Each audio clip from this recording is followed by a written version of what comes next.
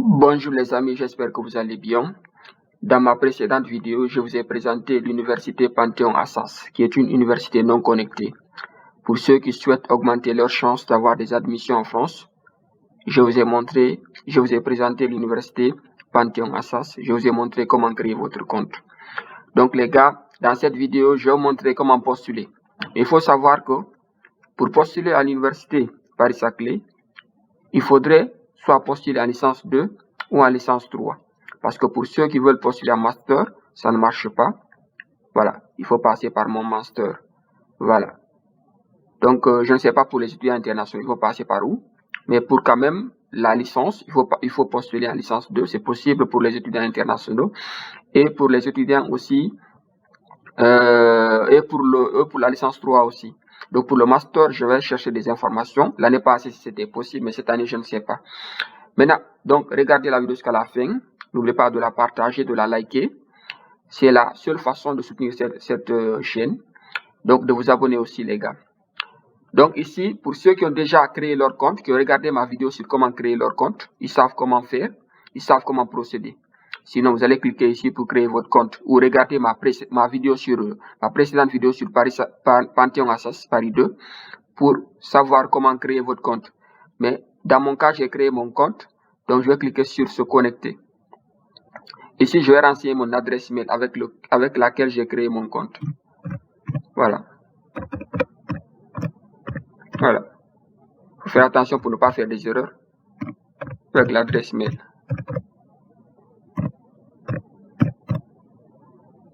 Voilà.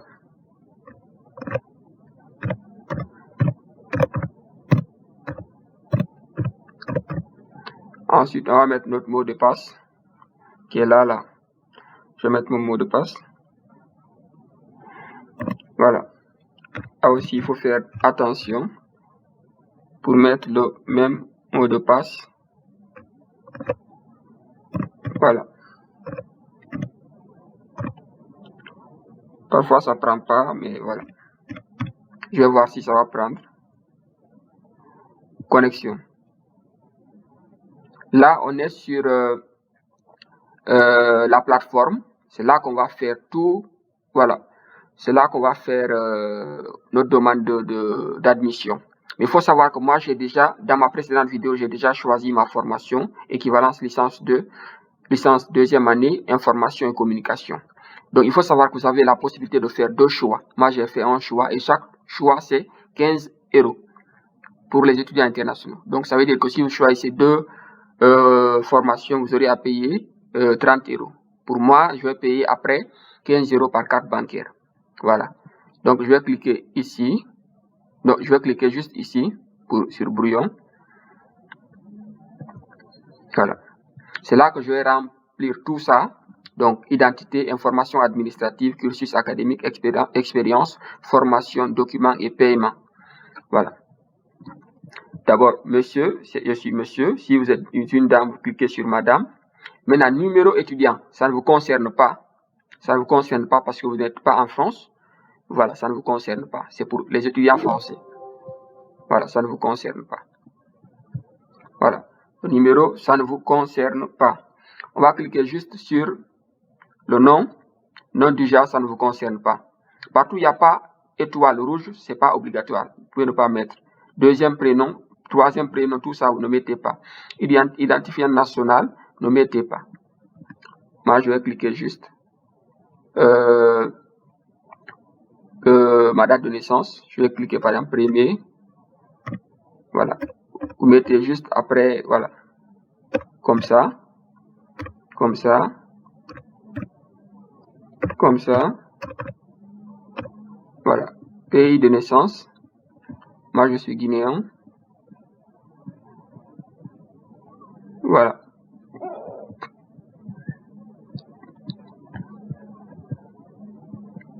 Guinée. Ville de naissance. Voilà. Ça, c'est obligatoire. Nationalité. Vous avez la nationalité de quel pays?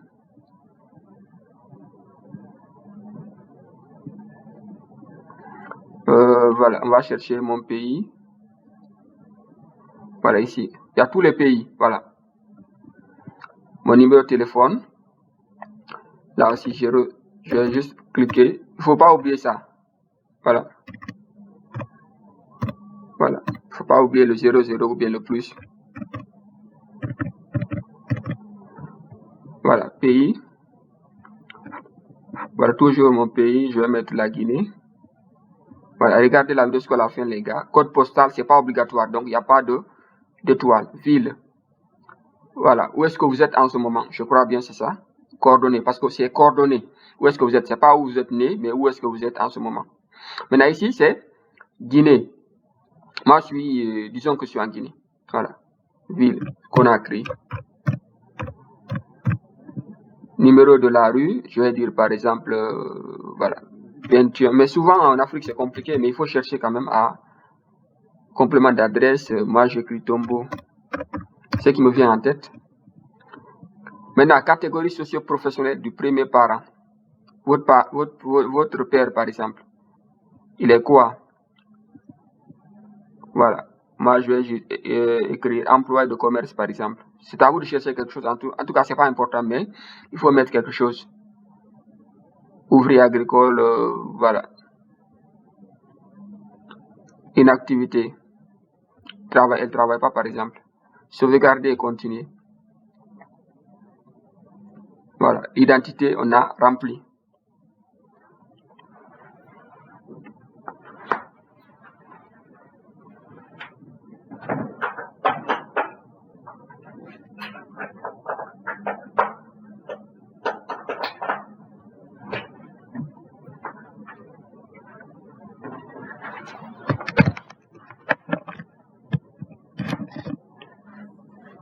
Voilà, donc c'est ça, on a rempli l'identité. Donc j'ai juste pris quelques instants pour brancher mon ordinateur qui était déchargé. Voilà. Le pays, information administrative. Où est-ce que vous avez eu votre baccalauréat? C'est dans quel pays? Moi j'ai eu mon baccalauréat en Guinée. Voilà. Libellé du diplôme. C'est quoi? Le nom exact du diplôme. Parce qu'il faut savoir que le baccalauréat, dans certains pays on dit baccalauréat, dans d'autres pays on ne dit pas baccalauréat. Par exemple, au Canada, quand vous allez au Canada, dans les pays anglo-saxons, le baccalauréat, c'est la licence. Mais moi, le baccalauréat, c'est...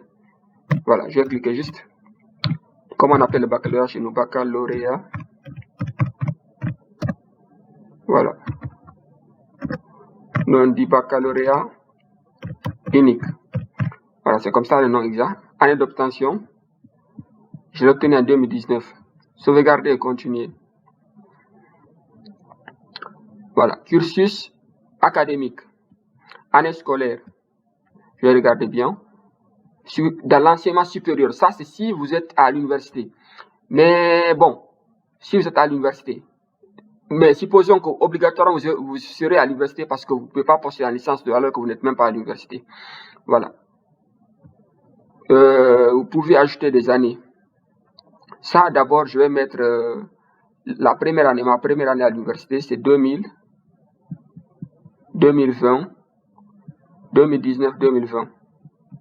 Niveau, j'étais en licence 1. Établissement, c'est quoi? Nom d'établissement.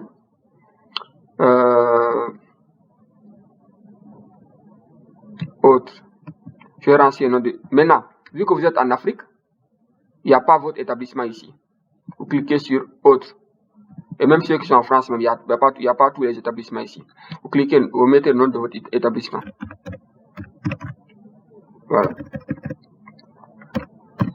Moi, c'est université. Pour ceux qui sont à UCAD, vous mettez UCAD. Et moi, je préfère ne pas abréger. Voilà. Voilà. Ok, Lansana.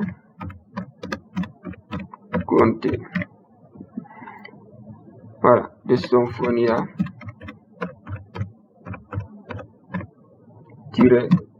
Conakry.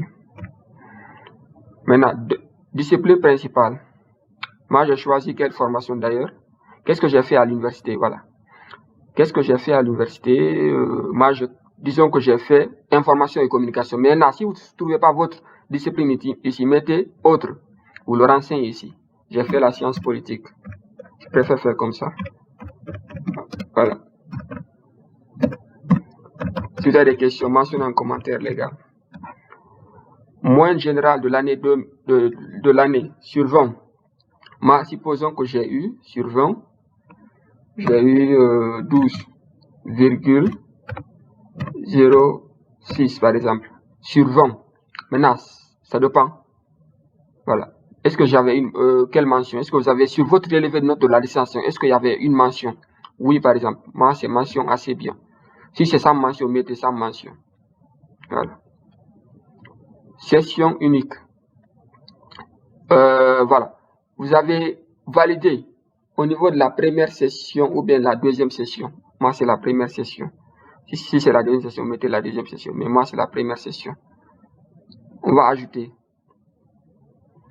Il y a toutes les informations là à remplir. Voilà. On va ajouter encore. Cliquez sur ajouter. On va ajouter. Mais attendez. Qu'est-ce que je suis en train de faire? Voilà. Là, on a fini avec l'année 2019-2020. On va ajouter l'année 2020-2021. Mon niveau, c'était quoi? L2. Établissement. Autre.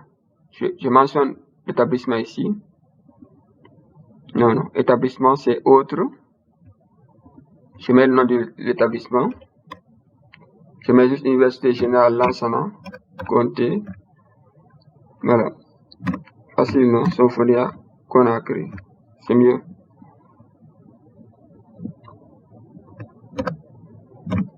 Là maintenant, la discipline aussi autre. La discipline, je mets sciences politiques pour que ce soit rapide un peu.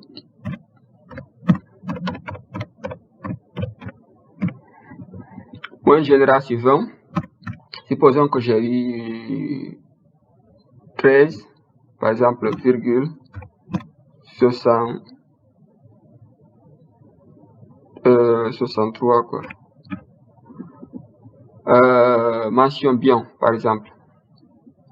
Première session.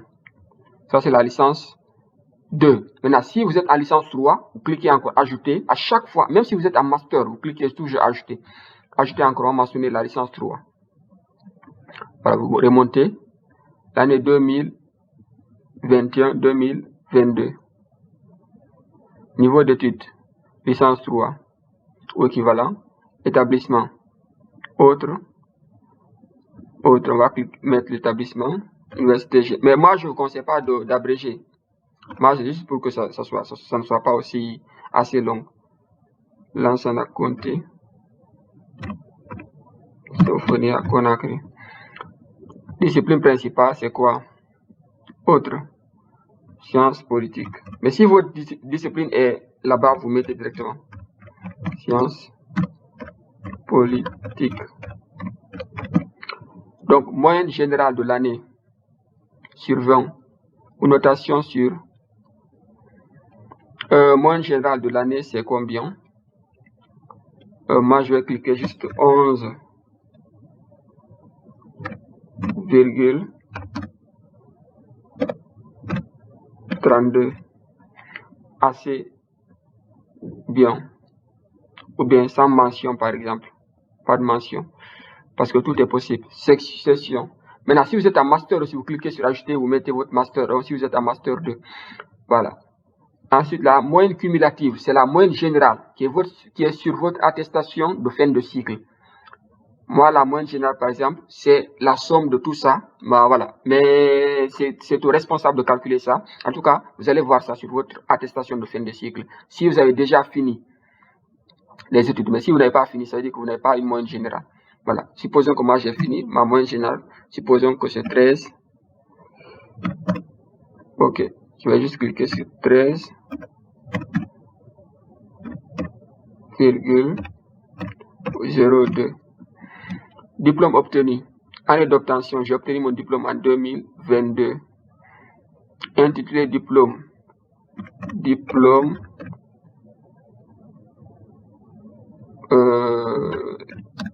d'études de premier cycle. Diplôme de licence, c'est bon. C'est mieux. plus facile en fait. Diplôme de licence. Option, c'est quoi? Bon, sciences politiques ou la spécialisation, c'est dans quoi? Parce que vous allez voir quelqu'un qui a obtenu son diplôme en économie, mais en marketing. La spécialisation, c'est quoi? Moi, je vais dire... Ok, je vais dire juste... je mets juste sciences politiques pour ne pas créer de problème. Mais sinon, je connais ma spécialisation. Voilà, mais juste sciences politiques. Mais mettez votre spécialisation. Diplôme étranger. Êtes-vous titulaire d'un diplôme étranger? Oui. Voilà. Là, c'est bon, tout est là. Tout est là. Vous vérifiez les informations avant de valider. Ensuite, vous cliquez sur sauvegarder.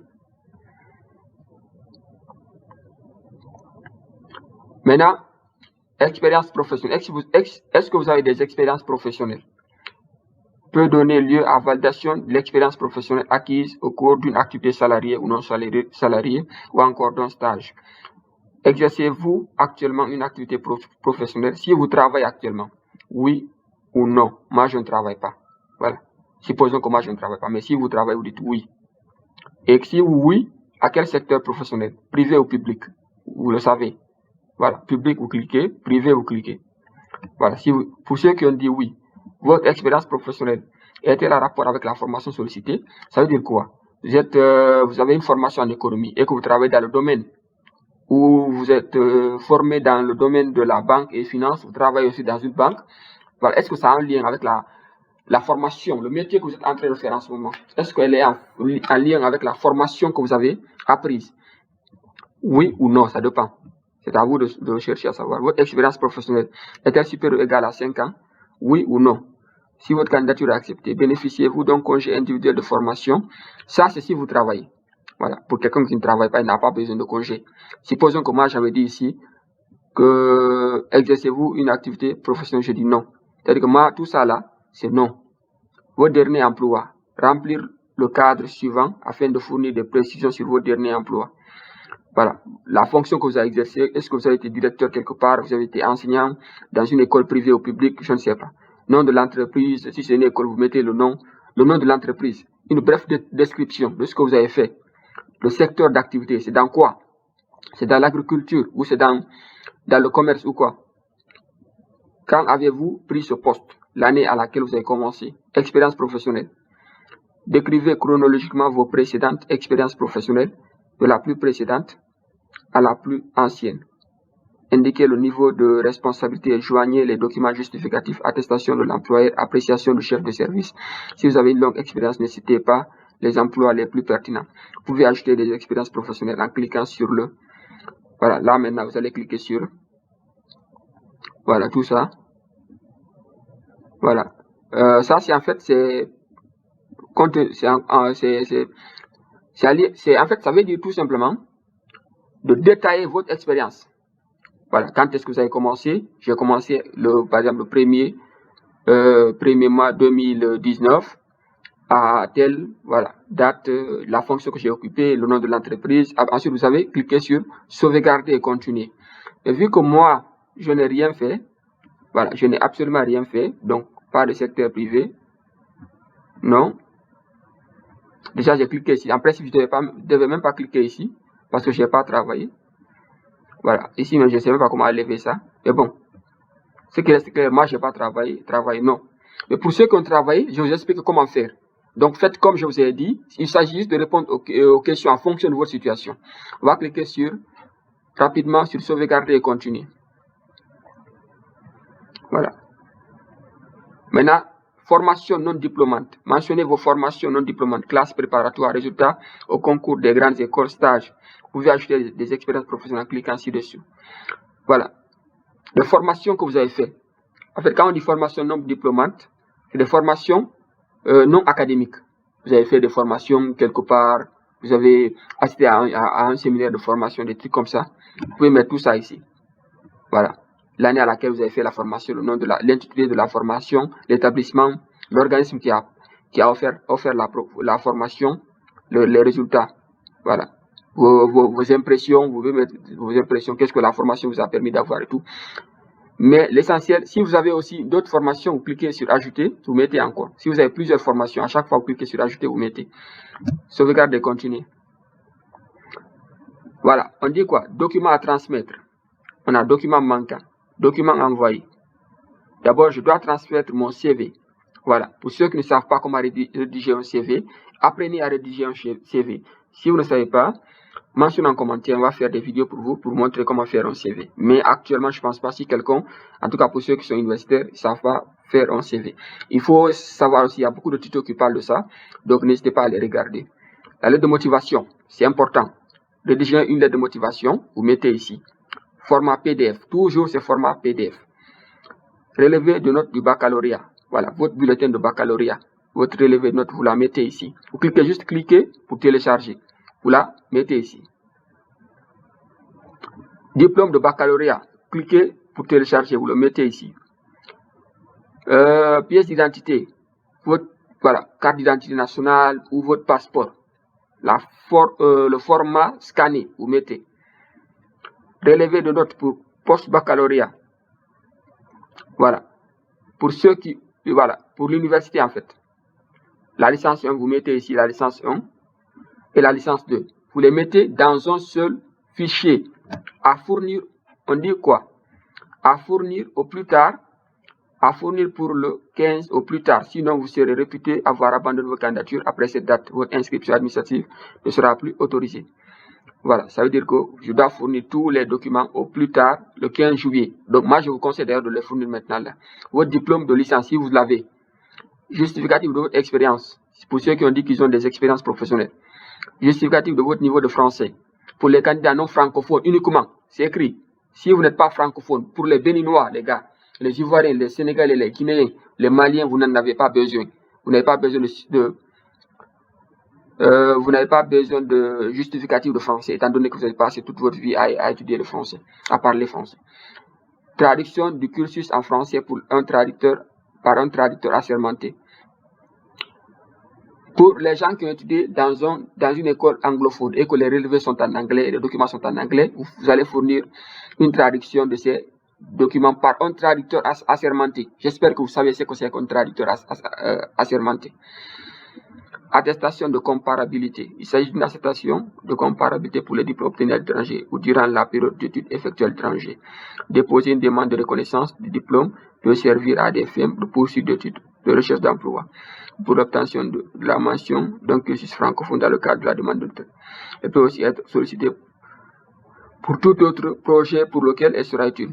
Pour faire l'objet d'une attestation, le diplôme étranger doit être reconnu par les autorités compétentes du pays où il a été délivré et sanctionner une formation académique. Elle est obligatoire et sa demande s'effectue sur le site de France Éducation Nationale. Comment demander une attestation? En tout cas, il faut aller sur ce site. Voilà, vous cherchez une attestation de comparabilité. Mais je ne vois pas l'utilité de cette attestation. Mais je ferai des recherches sur ça parce que l'année passée, il n'y avait pas ça. Mais je ferai des investigations sur ça. Et ensuite, je vais vous revenir pour ça. Pour ceux qui ont des questions sur ça, mentionnez en commentaire et je vais faire des vidéos pour vous. N'oubliez pas de vous abonner, les gars. Et après avoir mis tous les documents et vérifier que tout est conforme, vous cliquez sur envoyer ma candidature. Et dès que vous cliquez là-bas, on va voir si ça va prendre.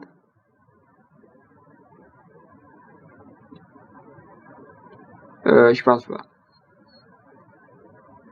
Voilà, vous cliquez sur envoyer ma candidature et puis vous allez envoyer votre candidature. Mais il faut savoir qu'il y a un paiement de 15 €. Vous allez payer les 15 €. Voilà, on va retourner ici, vous allez voir. Document et ensuite on a paiement. Voilà, paiement. Après les documents, vous allez procéder au paiement. Mais on ne peut pas procéder au paiement si vous n'avez pas mis les documents. Donc c'est pourquoi je ne peux pas accéder à cette page. Donc vous allez envoyer le document, vous allez effectuer le paiement de 15 € par candidature. Et vous avez droit à 2 candidatures au maximum, je crois bien. Donc les gars, abonnez-vous, likez les vidéos, partagez-les. Et si vous avez des questions sur quoi que ce soit, mentionnez en commentaire, on va faire des vidéos pour vous. Merci, à très bientôt.